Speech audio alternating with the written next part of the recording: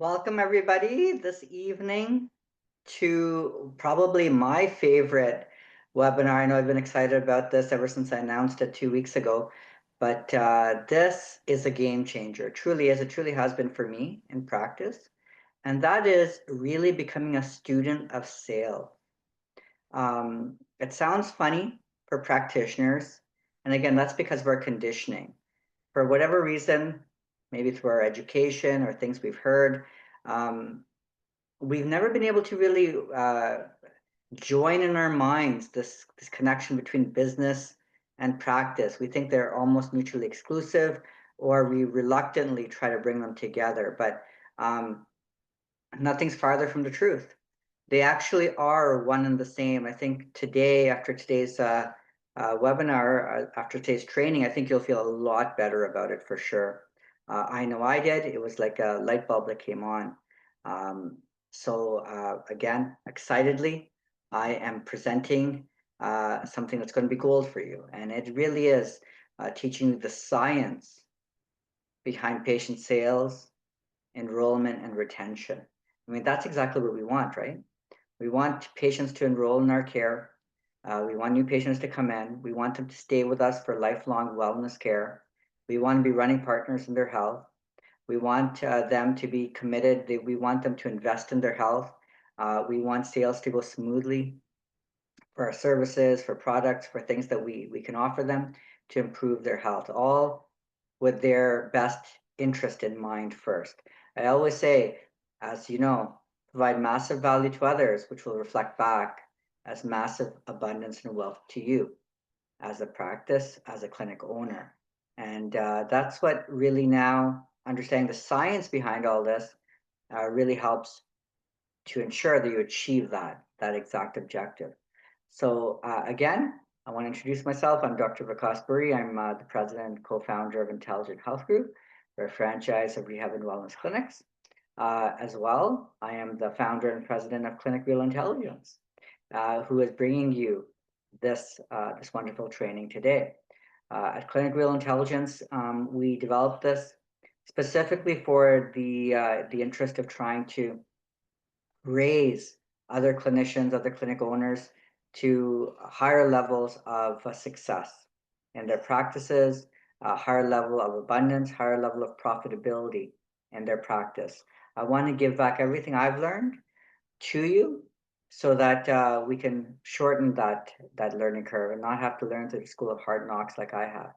Um, if you can, again, take what I'm giving you here today already from tomorrow, there will be more profit coming to your clinic, no doubt about it. So let's get into it. I'm excited to share.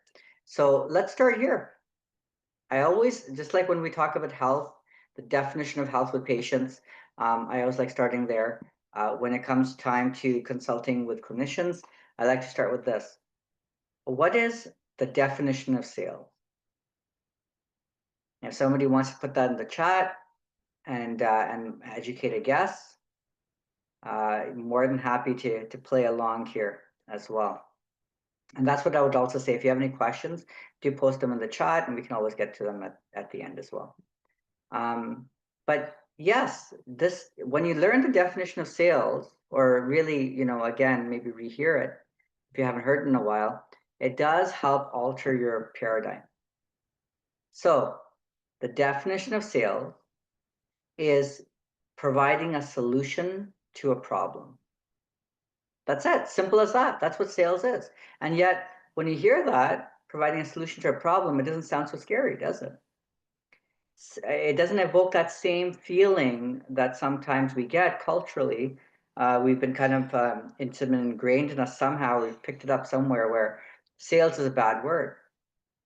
Sales is something to do with greed, something about selling people things they don't need, something about one's own self-interest, something about perhaps lying or being dishonest or unethical, or not thinking of the patient first, thinking of yourself first.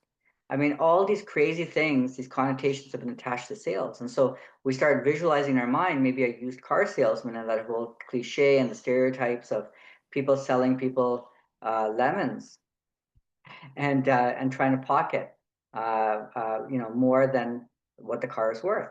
Things like that. But again, we got to flush that. We got to get rid of that from our mindset, and we got to reprogram our mind. If any of that's there, reprogram it with what is true. What is the reality? The real, true definition of sales, which is providing solutions to problems. And that's what we do every day, right? In the clinic, people are coming to us, patients are coming to us, and they have a problem. They have a pain, they have a condition they want help with. And they're looking to us to get results. They're looking to us for a solution. And and again, it is so gratifying when we can provide that solution. That's what we're in practice for. So really, the key points to take away then from this is that to remind ourselves, it's our ethical and moral obligation to always lead with the best recommendations first and foremost.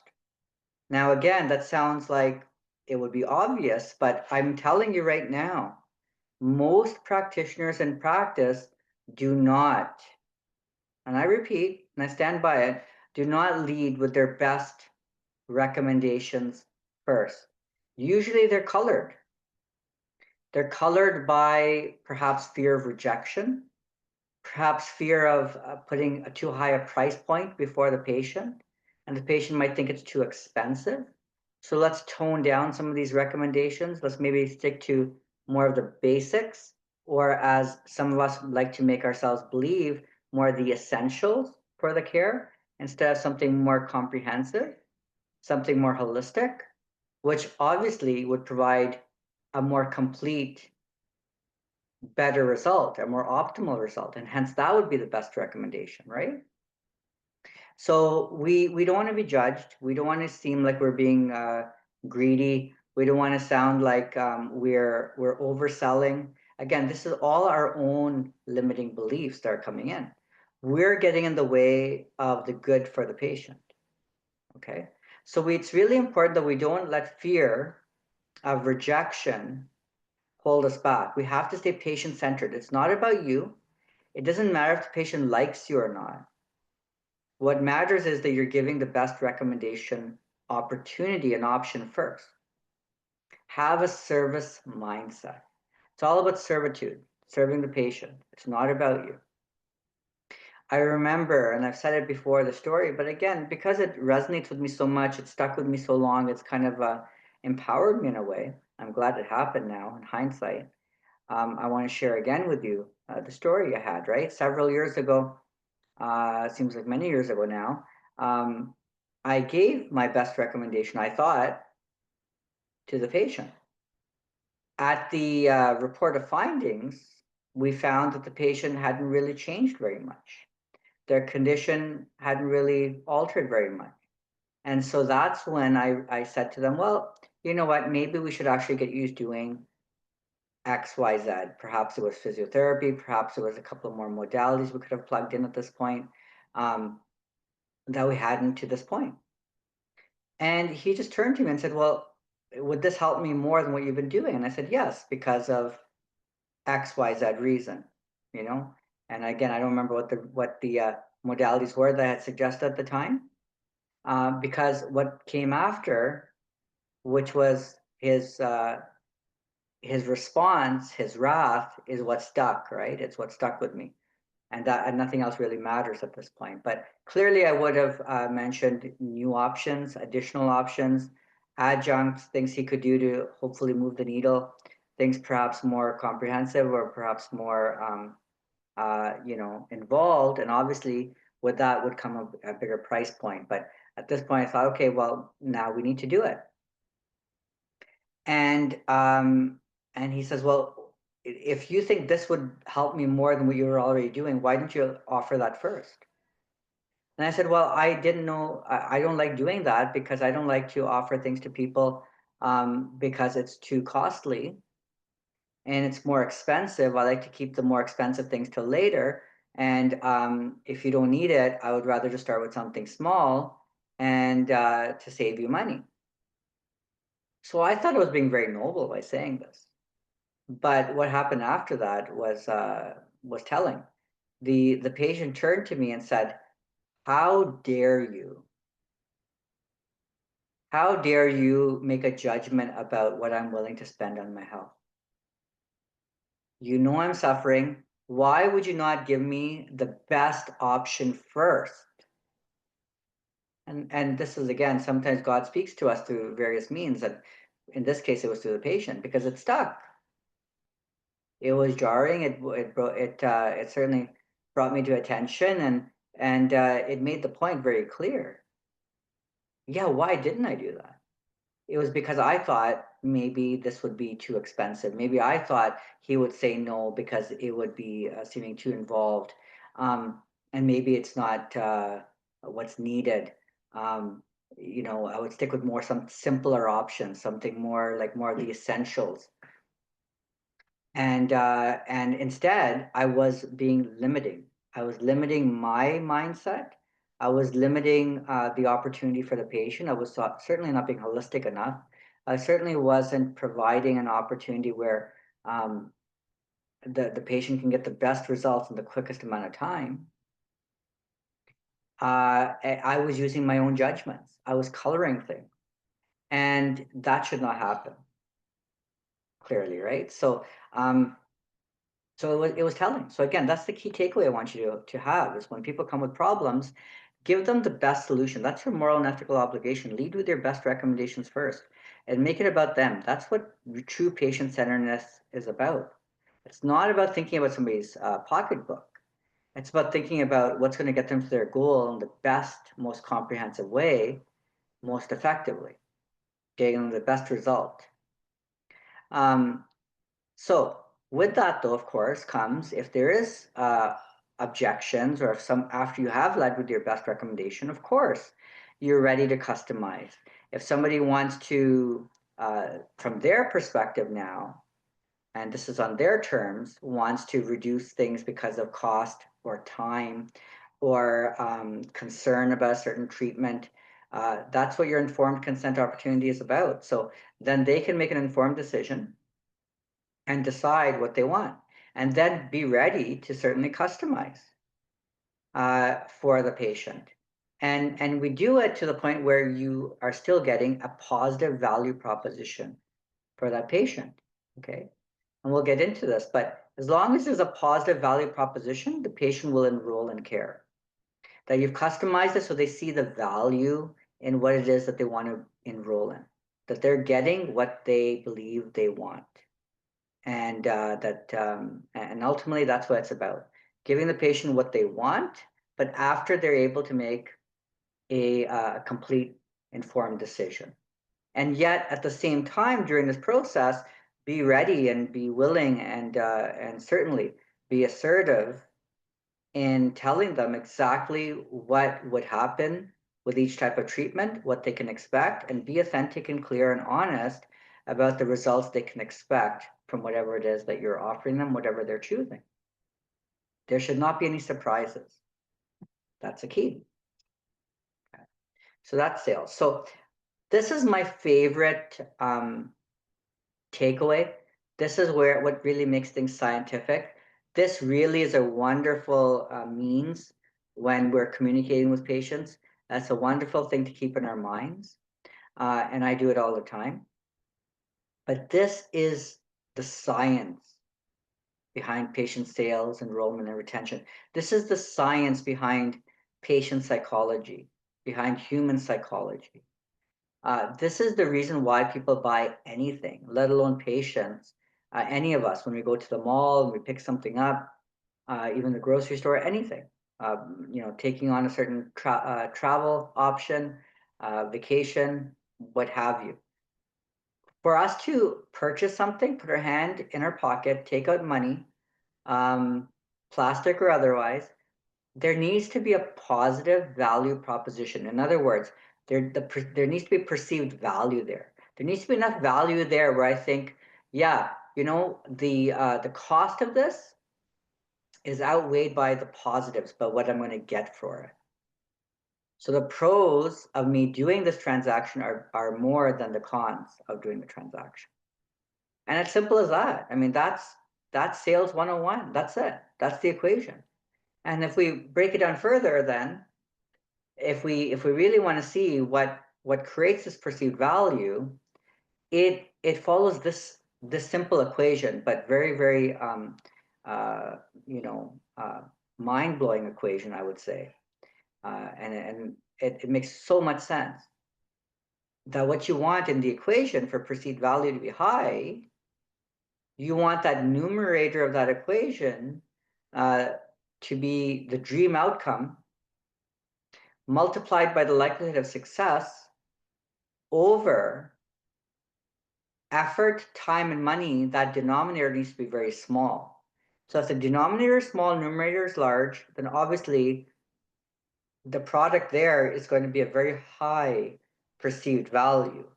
If the upper number of that equation, the numerator is more on the lower side compared to the bottom, that's a negative value proposition. That will not make somebody buy. There's just not enough value there. So if you want to get somebody to buy, you got to up the game on the top part of that equation and reduce things on the bottom part. And that is it. These 5 points: dream outcome, likelihood of success, effort, time, and money. These factors, be ready to play with them in your mind, customize them, communicate in an effective way around them so that you are creating a positive value proposition, which means that there's likelihood patient will buy. Simple as that. And I love this. So let's dig in here a little bit. So what is a dream health outcome?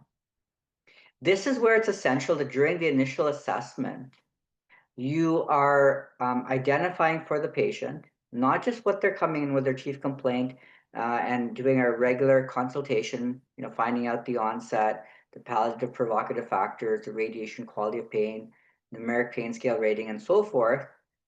But ultimately, beyond that, you're going to ask them, what is your goal? If you didn't have this problem, what would life look like for you? I mean, try to understand their desire here. What is the true desire behind getting rid of the pain? Is it to be able to go back to doing your recreational activities that you just love doing and not doing them is killing you? Is it being able to, again, be able to get on your hands and knees and play with your children? Is it to be able to go back to work? Maybe you've been off work because of this and you can't earn your livelihood. What is that dream outcome? That if I gave you a magic wand and had you wave it, what would that life look like for you? What would life look like? That's what you want to understand in terms of a dream health outcome. Like, what is their dream? Like, what would be the ideal end game from this treatment program that they're going to embark on with you? The next item, the likelihood of success. If they're to go through this program with you, what is the likelihood of success? So the things that you're going to have to relay to them are things like what other people in their condition have experienced. And tell them those beautiful success stories. Tell them that, hey, your condition reminds me of my patient Mary. Mary had a very similar condition. She came in with this sort of issue. She had back issues. She couldn't move very well. She was always slow. She got chronically depressed as a result. She started to gain weight. She could do less and less with her children. She could do less housekeeping at home.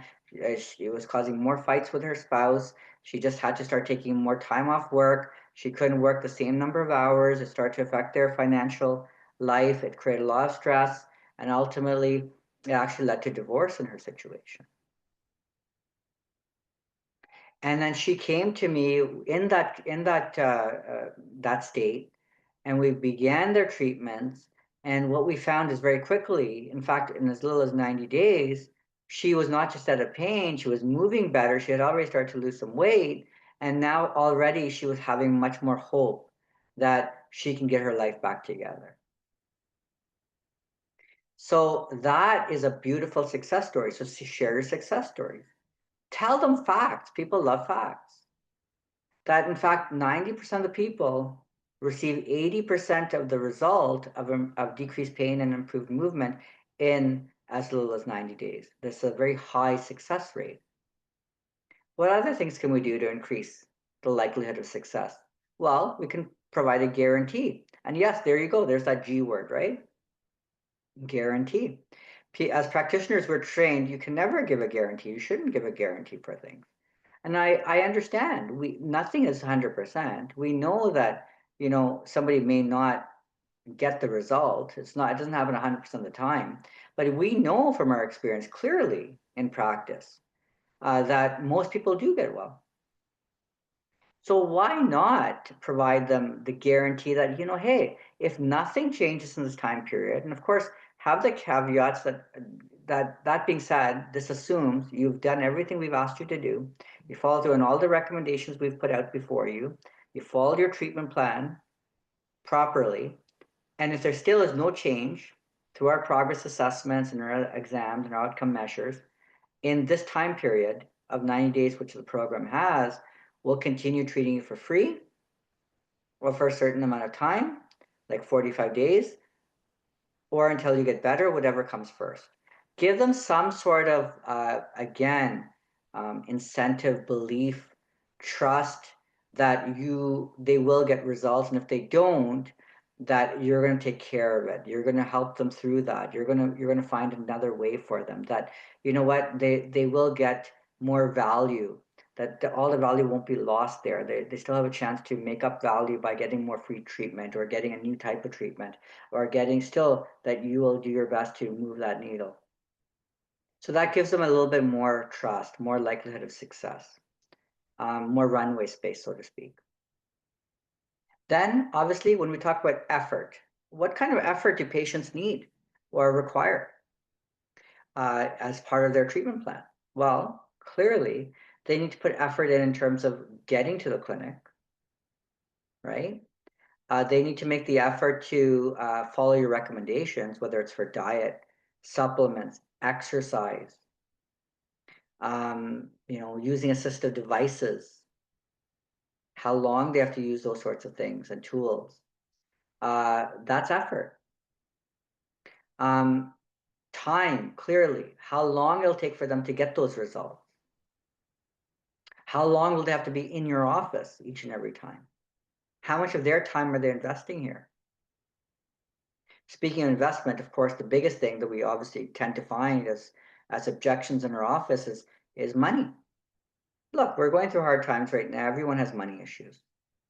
So again, people have money, but they're going to only spend money on something, again, that has a very good perceived value. They're going to be much more limiting themselves when the value is not very high. So if it's a very high value, they'll still spend in this economy. If it's a lower value, even if it's positive value, but it's a low value, lower on the scale, relatively speaking, they may not buy. And certainly, obviously, if they're anywhere close to being neutral or under the mark in a negative value proposition, they will not buy. So that money component needs to be addressed. Now, it doesn't mean that necessarily you have to have a cheap or commoditized service. It just means that for what they're going to get, especially in relative relation to the dream outcome, that value is low. Again, I know that's a relative perspective, but still keep that in mind. If you were in their shoes, if you were to get whatever that you're promising or trying to deliver to them, or what it is that they want, what would that be worth to somebody? And look, we know health is wealth. We know those cliches. We know that, what, there's no price tag on good health. And yet there tends to be sometimes, right? So people are still willing to spend quite a lot on their health. We again just have to show that it appears like good value. Now, aside from pricing things properly in that sense, even if it is like a high amount, having flexible payment terms, whether it's installments, whether it's a packaged plan that has a discounted rate to it, like an all-inclusive vacation, which we'll talk about more, those called pay in full options at a packaged rate, perhaps a financing option.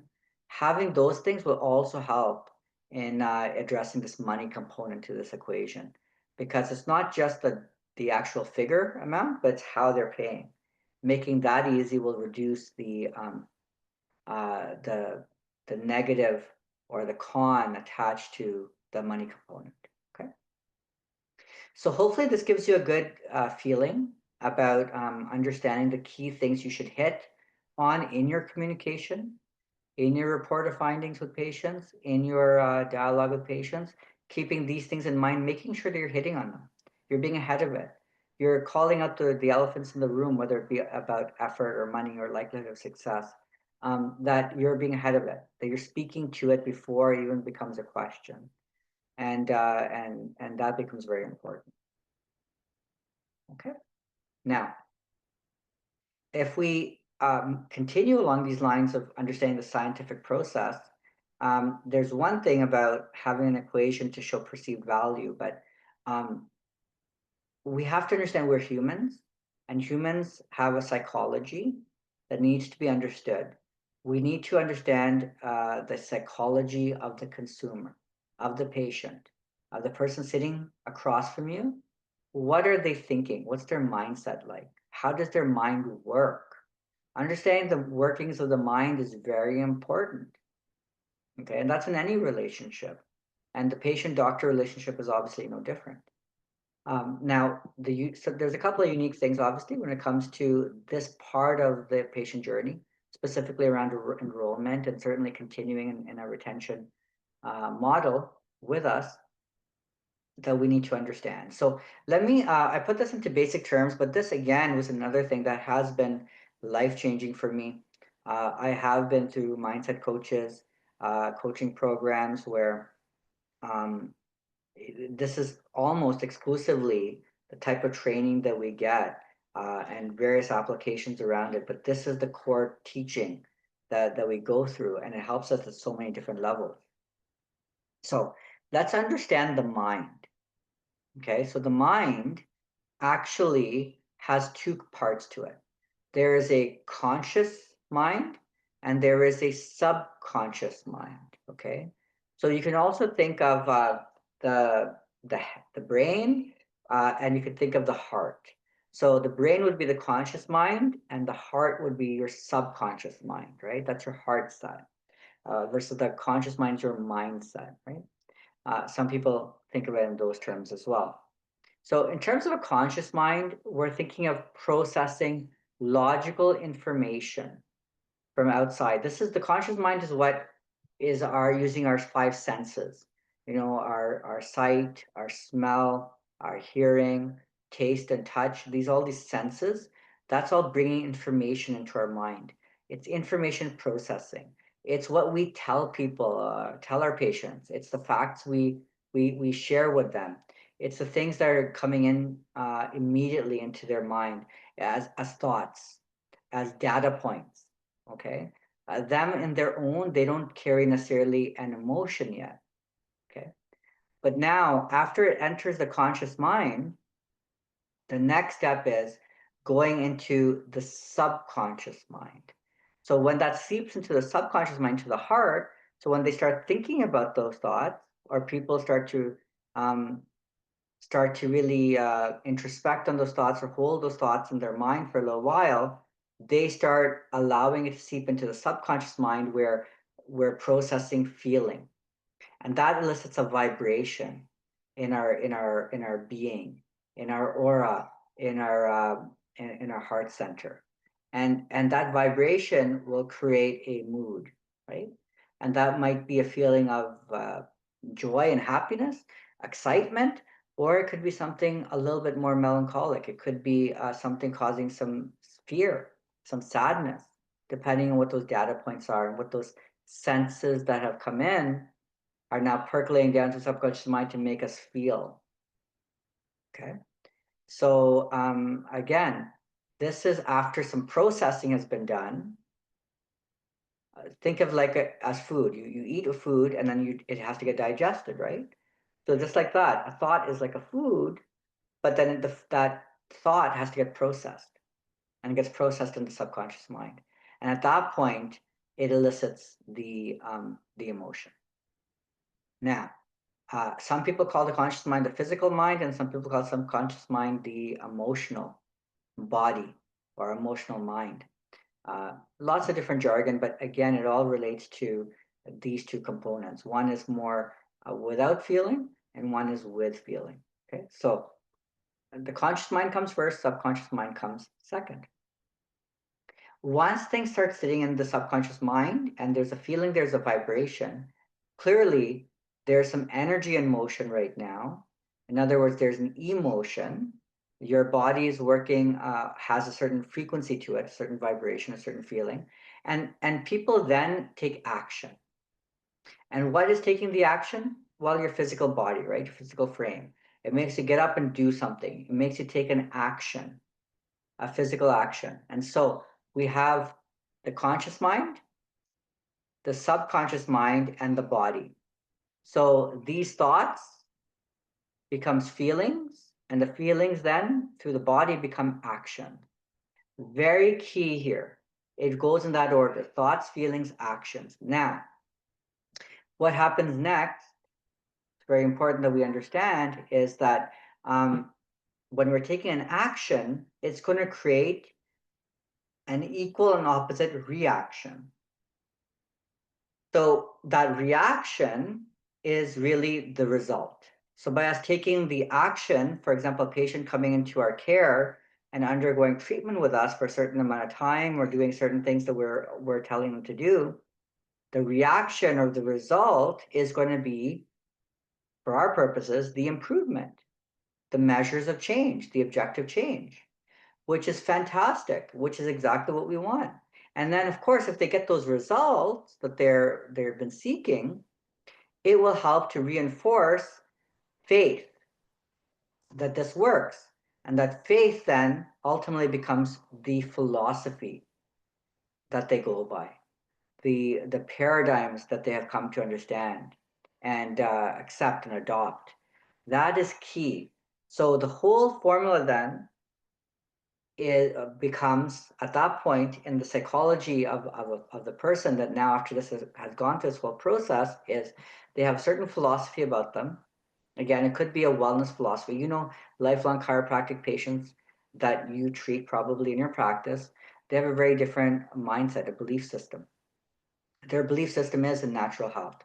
It's in the fact that the body has an innate intelligence. It is in the fact that the body can heal itself. It is in the fact that the adjustment can do wonderful things in their body and that they need the adjustments to stay well, that they need the adjustments to optimize their health, that they need the adjustments to stay at ease and decrease stress in their body.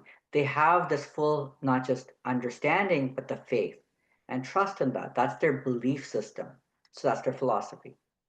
And that continues then to feed their thoughts in a very positive manner.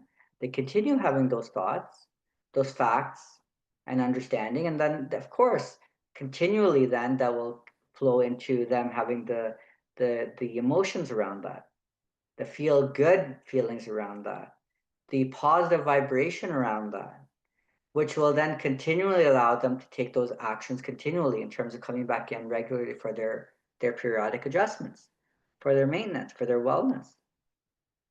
And that will continue allowing them to continue getting those great results of feeling good, which will continue feeding and enhancing and augmenting their philosophy, their belief system, and so forth. So PTFAR, we say PTFAR, that's a way of remembering it, like an acronym. This is a great way of understanding what's happening in terms of the psychology of the person in front of us. When they first come to us, it's all about because they don't have the philosophy or the belief system yet, and they haven't felt the results yet. We can take the P from the front away, we can take the R away, but certainly we still have the thoughts that we're giving them, and then the feelings that are being elicited there, and then the actions they're taking. So the TFA is the immediate process to start them upon. And after they go through the thoughts, the feelings, and the actions, those actions eventually will lead to the results, which will then start creating those philosophies and belief systems. And then we'll start having in that person a wholesome philosophy, thought process, feelings, actions, and results that keep going in continuum. And that's what we want to get to. That is what the science of retention will be about. And that's how we create it. So let's go back to how we begin then, right? How do we start off with this process? how do we start off with the thoughts and that will lead to the feelings and that will lead to the action, right? How do we start with that process of enrollment in the very beginning? So, in fact, we've broken this down into a six-step enrollment and retention framework for you. And again, this is another amazing takeaway. I love this one as well. It really helps me in practice day to day and guiding my communication. All of these frameworks, as you start to understand them, whether it's the equation of sales, whether it's the psychology of people, of your patient, whether it's the six-step enrollment and retention framework, all of these provide great milestones, markers in our mind about where to go in conversations with patients, how to direct our communication, how to make sure we have that checklist in our mind of what to speak about and in what order and what flow and what results to expect from it. So in this case, this is another acronym. Steps 1 to 4 is an acronym I love, and we use it in our marketing messaging as well. It's AIDA. There is an AIDA principle, an AIDA framework for content writing that we can also use in our verbal communication with patients. It's attention, interest, desire, and action. Okay. So again, as I mentioned, TFA, thoughts, feelings, actions, they will follow through and be created. Those thoughts initially were created by you creating this sense of attention first in your conversation, grabbing somebody's attention, getting them away from whatever they're daydreaming about. So break their preoccupation at that moment and get them focused. That's the attention. Okay, that's initially the thoughts you're going to put into them. The feelings then will happen after you draw out some interest from them to talk more about how it's affecting their emotions, how, for example, their pains are affecting their daily life, and have them really start to now connect it to the emotions around it. Okay. Then the D, the desire. This again starts to speak more towards their dream outcome. Now that we know how maybe it's affecting them, what is it that they would want the ideal to be? If they didn't have this pain, what would life look like for them? Okay. And so that's the desire. The action then, as mentioned, is that they're going to sign up for care. So that's where you can recommend your treatment plan and the payment plan options and have them pay and sign up for care in terms of booking their appointments out. That's the action that you want them to take. So if we go back to the attention, breaking preoccupation, this really would happen during the consultation phase, clearly. So when they come in, you make your short introduction and you go right into grabbing their attention by saying, what is it that they're here for today? What is it that's their main concern? How can we help them? What specifically brought them in? Then you want to engage with them about that issue by saying, okay, well, how is this affecting your daily life right now? And then, of course, with a desire, you want to again get them to visualize what life would look like without that problem and explain that to you. And then when you're doing the action step, you want to present that more during the report of finding. Now, a lot of you have a report of findings on the same visit. I do recommend as a pro tip that you do have this over a two-step process, that you have your initial assessment, consultation, because a lot is being talked about, a lot of information is being shared. You're going through the thoughts and now already starting a bit on those feelings, right? So let that percolate, let that stay with somebody, let them brood in that while it gives us a time to actually develop a comprehensive formal plan of action that we can present them as part of a formalized report of findings. And then at that point, if we do it that way and our presentation is strong and polished and formal, we have even a better chance of them taking action because that formal presentation will give them even more opportunity to develop the feeling, the desire to take the action. Okay. Now, let's go into the reality here that if they go through the treatment plan that they've now signed up for, they've gone through the treatments, as we know, most people get the result. Now, once they get the results, we have to be ready to celebrate those results. Celebrate that and reassure them that, they obviously have made the right choice, but reassure them now life is going to be better. Life is better. And give them hope for even more things that they can now accomplish that maybe before weren't even on their radar. Because before they couldn't even walk 10 minutes. Now you're saying they can actually run. So just keep moving things accordingly for them. Remember, happiness and health is not a destination, it's a process. It's a never ending process. We always want to optimize, we always want to see how much more we can do and get out of it. And it's not something that we want to stay um, just content with our certain level of health. We can always optimize it. So, and that's just like any athlete for sure, right? So you want to be ready to celebrate those results and do it that way. Now, if people have taken an action and they've signed up for care and pretend they're signing up for a really high ticket price, high ticket item, sometimes people get buyer's remorse. And you see that a lot, especially when they go home if their spouse wasn't with them. Their spouse would say, how could you have bought this without me? How could you have put in so much money? Are you silly? Maybe you got scammed. The thing is, these people weren't there in the report of findings with the patient. And so a real pro tip is to invite people to bring in a loved one, a family member, ideally a spouse, to the report of finding. And that's another reason why it's great to have this over 2 days. If you do it on the same day, it doesn't give you the option to frame it this way. But if you do it over 2 days, you have that opportunity. You do the initial exam, you let the patient know, okay, this is wonderful. I've gotten all the information I need. Perhaps you're going to send them for x-rays or diagnostics at this point as well. And if you're not, that's fine too. But being able then to frame and saying, okay, I've gotten all this information. I'm going to study all this now. And after putting this all together, I want to put this together into a proper report for you and tell you exactly what I'm going to what's wrong with you now. In the report of findings, there's 4 things people want to know, right? What's wrong with them, how you're going to help them, how long it'll take for them to get better, in other words, the prognosis, and how much it's going to cost, of course. So you want to put those elements into a report of findings, and that's the 4 things they want to know.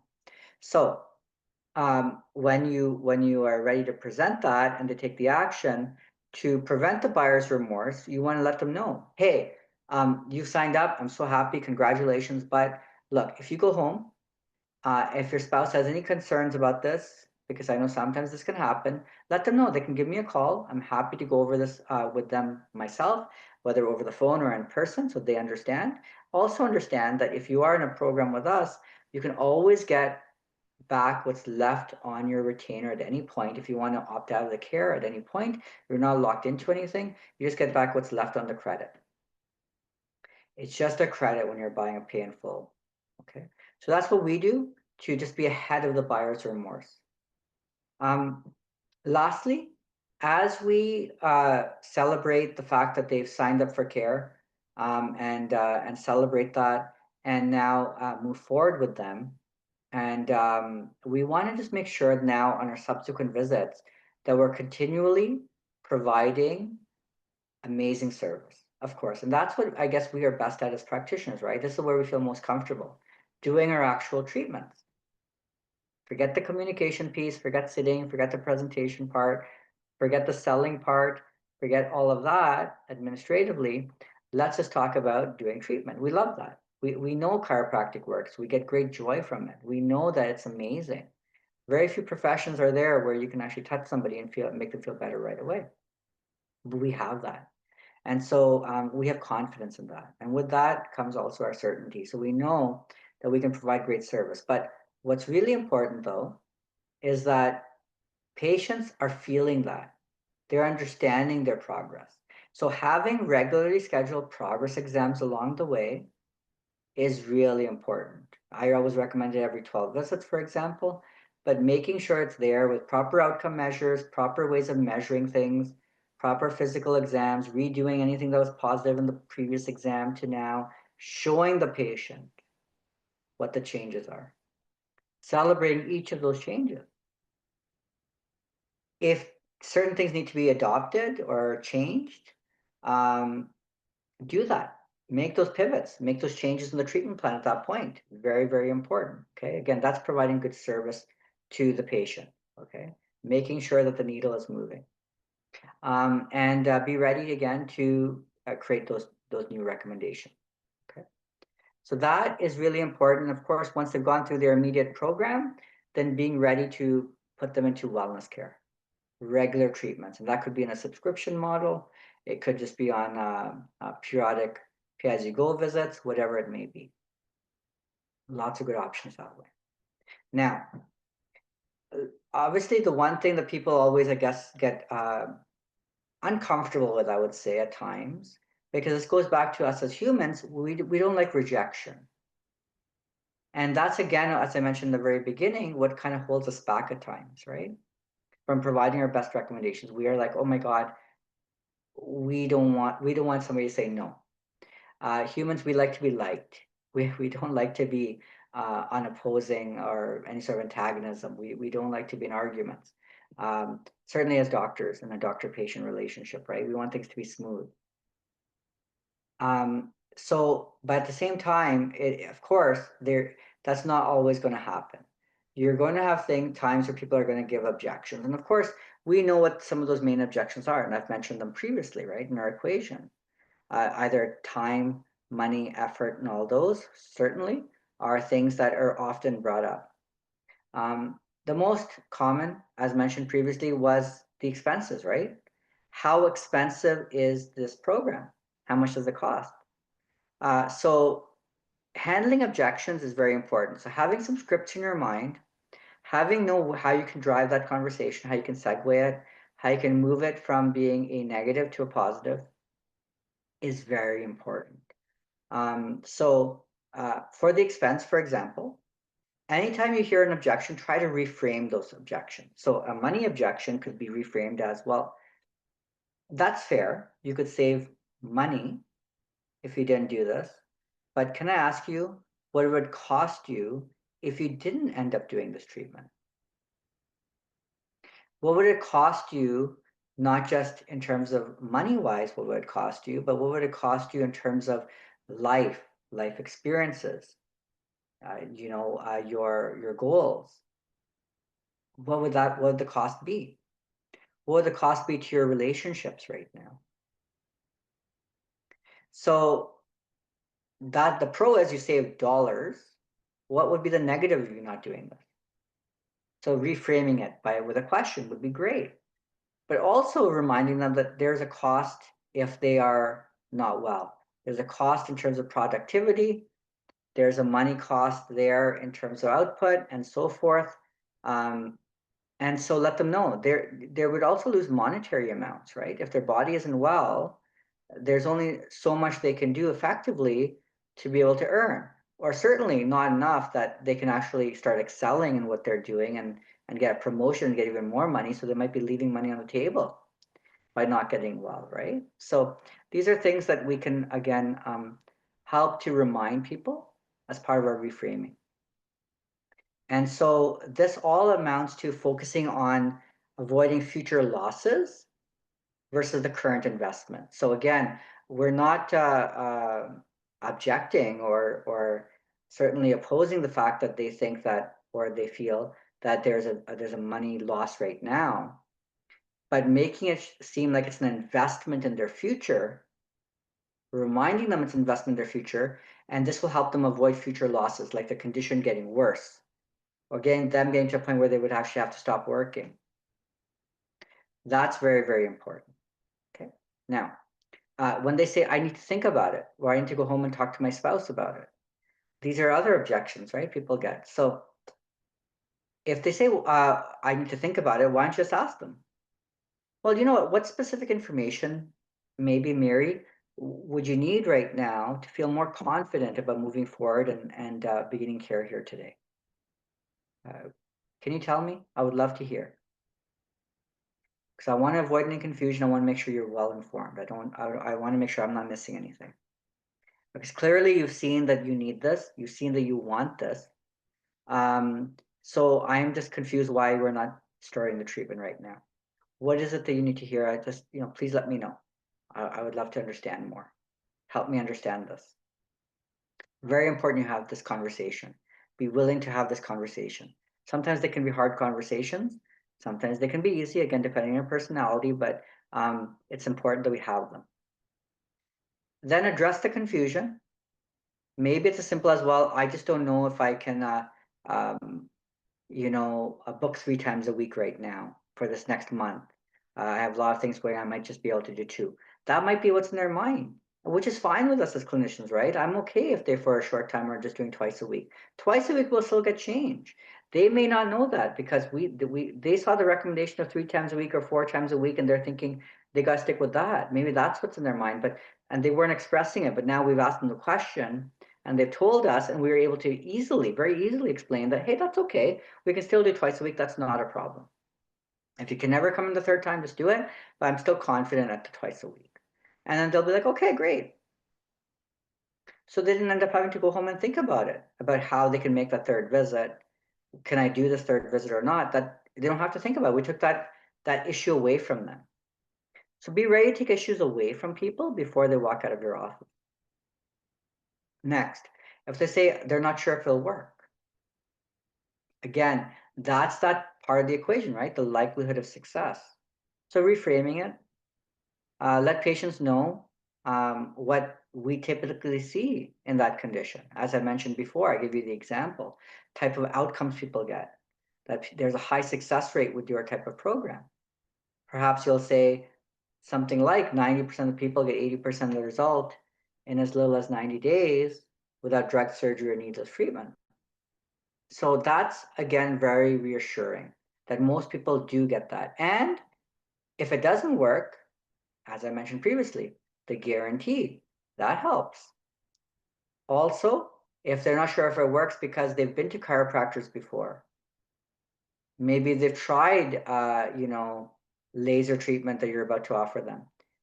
Be ready to differentiate yourself. How would your program, how would your adjustments, how would your techniques be different? Is it your protocol that's different? Is it your process that's different? Is it the technique that's different?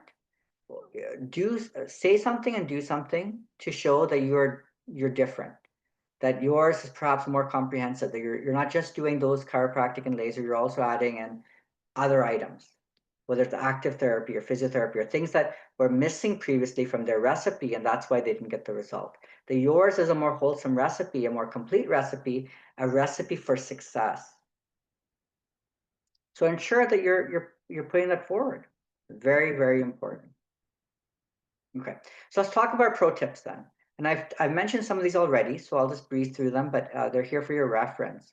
So I always love that road to recovery chart, right? I know a lot of chiropractors have that. If you don't have it, just Google road to recovery chiropractic, and you'll see a road to recovery poster in chiropractic, and you'll see the poster. It's a beautiful poster of people showing the 3 stages of care, really illustrating the patient journey.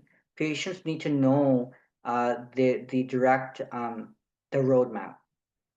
It's like if we have a destination to go to, we like looking at the GPS and seeing how long will it take us to get from our home to wherever the destination is. What's the route going to look like? We want to know. And so if we're driving even for 20 minutes, we're not like, hey, are we there yet? We know according to the GPS it's going to take an hour. So we're okay. So it's important that we know what to expect, and having that visual of the road to recovery, which is beautiful. It's done in 3 steps, which I really recommend you also implement the 3-step philosophy or pillars. I know in our practice we have illness, healing, and greater health. Some people talk about pain relief, correction, and wellness, but they make real sense. First, in the beginning, we're all about just decreasing inflammation and pain, taking them below that 90% threshold of pain, where they're not really feeling it. Then it's about improving function, right? Flexibility, strength, stability, when it comes to structural changes. And so that's your second phase of care, right? That's the healing phase. That's the corrective phase, where it's not so much about pain. This is more about function at this point. And lastly, about the wellness, right? As we talked about earlier, the maintenance, the prevention, the periodic treatments. Very, very important. So they just need to know that we're trying to get them from A to B in this phase of care, and this is what we're doing. And this is how we're going to track it through our progress exams, through our assessment measures. And this is what we're going to make sure is moving. That you're moving up this road, you're moving along this road of recovery, that you're not stuck in a traffic jam along this road, right? And that's what we're working towards together. So it keeps them focused on the process. Very, very important. It's like keeping your eye on the prize, I always say. As mentioned, the table talk is important.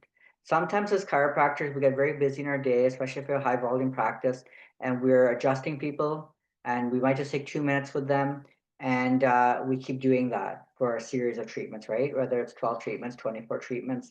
And sometimes because we're not having enough time to really talk to the patient, patients maybe aren't feeling well or they're not feeling much change, and they don't have much time to converse with you about that, um, and they drop out of care because now they start hearing from people outside, right? The outside influences come in. Hey, why are you going to a chiropractor? They're only spending 2 minutes with you and you're paying this much money. There's no value there. So again, this affects their value proposition. The time component, okay, and it becomes an issue for them, and the dollar amount becomes an issue for them because they don't see the relationship there. So again, even if it is a 2 minute treatment, if during those 2 minutes you're doing proper table talk, have two or three topics in your back pocket ready to speak about, but for sure, one of those topics being reminding them, reassuring them, keeping them focused on the reasons they're there and what your treatment right now is doing for that, what that 2 minute treatment is doing to move them toward their goal, what effects it's having in their body. Okay, wonderful. I see here you have a subluxation T7. I'm clearing this right now. So glad I did that. That actually improves not just your immune system, but this is going to improve your digestive system as well. The nerves from here go to those areas. And wow, by me doing that, you're actually going to be able to be more erect. Your posture will be better and so forth. A lot of people get slouchy when they have this problem. So glad I took care of that. Wow, things are really moving in the right direction now. We're slowly starting to get postural changes happening. Hope you have a great rest of your day. I can't wait to see you next time. So I just had a few words there, and you didn't even watch my treatment, but by you just hearing that, you probably felt that, hey, there was some value being given there, right? Like there was some benefit there. There's some actual tangible benefit that you understand is happening. Very important that we have that table talk. Okay. Reminding them, hey, I know that you want to get golfing. I'm so glad I adjusted your hips here. These hips, when they're locked like this, you just can't swivel.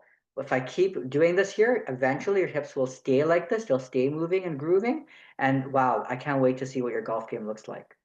We're really moving toward that beautiful goal. I can't wait to see you there and celebrate with you. Just remind them those things periodically. Okay. Very, very important that each and every time you're saying something like that, some positive feedback is being given. Okay. Obviously, when the patient themselves say, hey, I'm feeling great today, doc, I just can't believe these adjustments are working so great. I've never slept better in my life. I can't believe I bent down to pick something up today. I didn't have pain. This is fantastic. I can't believe it. Be ready at those times to ask for referrals, to ask for a Google review. Be ready for a video testimonial. It's really important we use that as social proof because, as you saw in the beginning, that will help explain to others our likelihood of success, right? It's something we can actually rely on.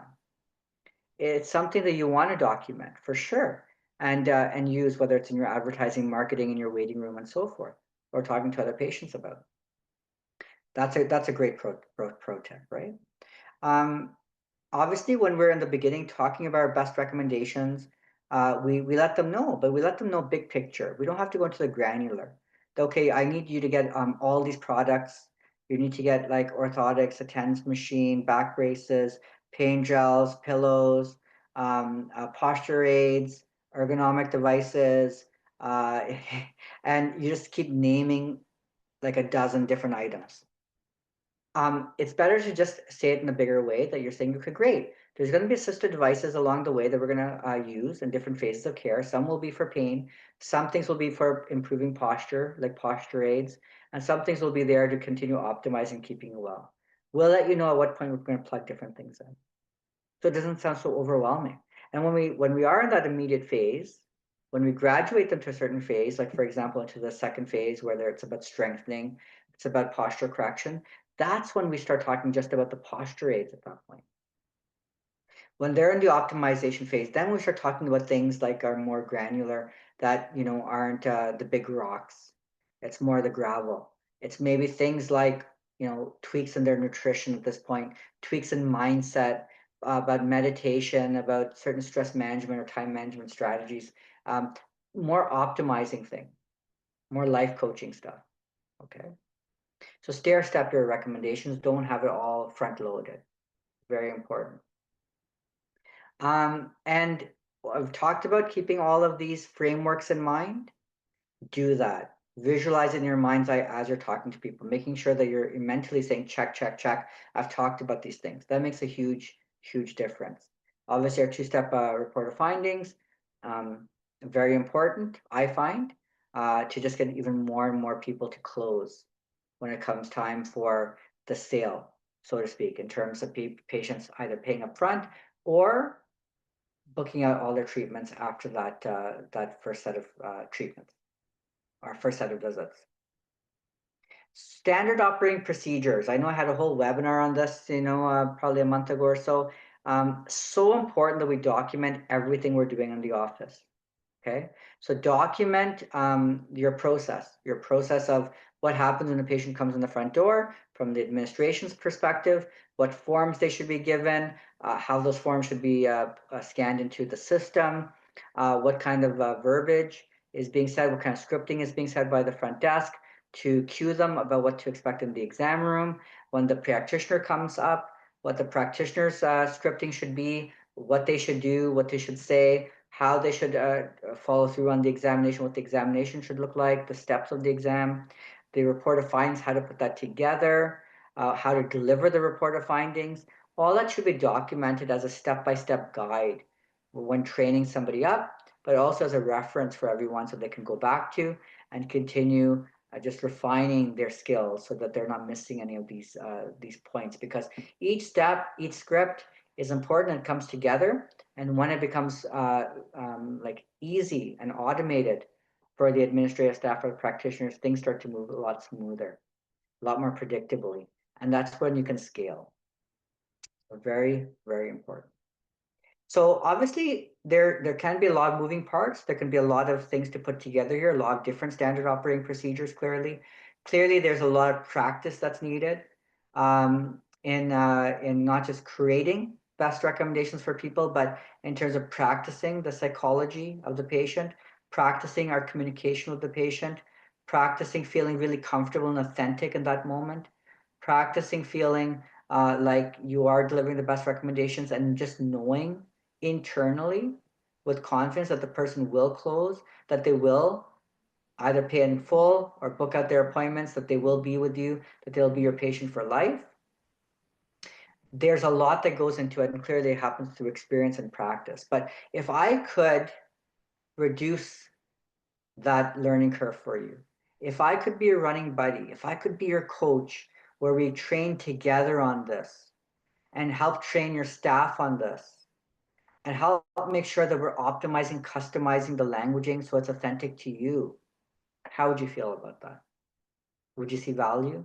Again, would there be a value proposition there? Clearly there would. And that's why I mentioned in the beginning, that's what Clinic Real Intelligence is about. That's why we started it.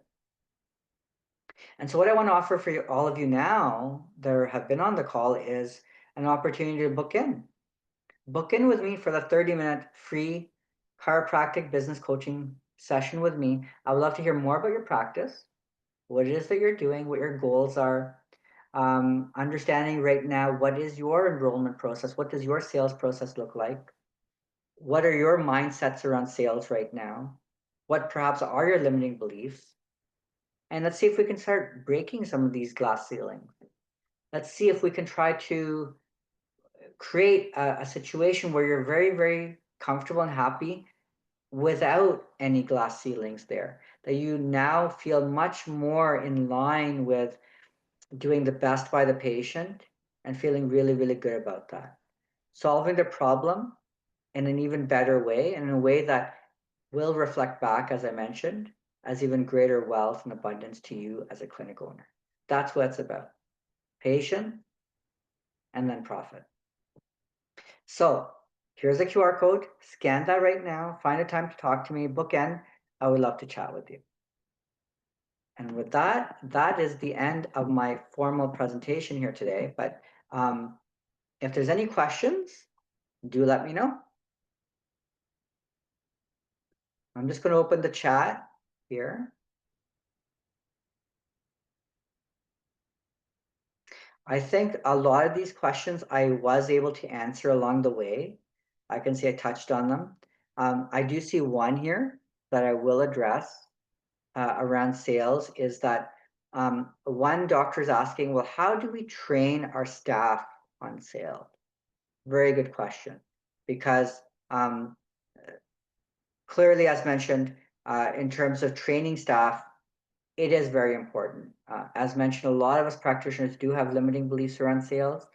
Obviously, the way I can communicate is going to be different than the way you can communicate, which will be different than the way your associate communicates, which is different than your administration communicates. So the more you can create common languaging, or at least a common understanding of these key concepts, they can say them in their own authentic way.